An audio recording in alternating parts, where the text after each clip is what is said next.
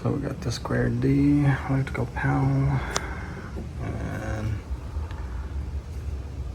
different types of breakers, 40s, 50s, 20s, and 15th. So we're gonna plug the deck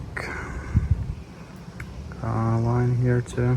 We're gonna redo the whole kitchen appliance lines because when we use all the appliances, the breakers are tripping. So and we got the Tesla charging station here too. So charging outlet, it's good.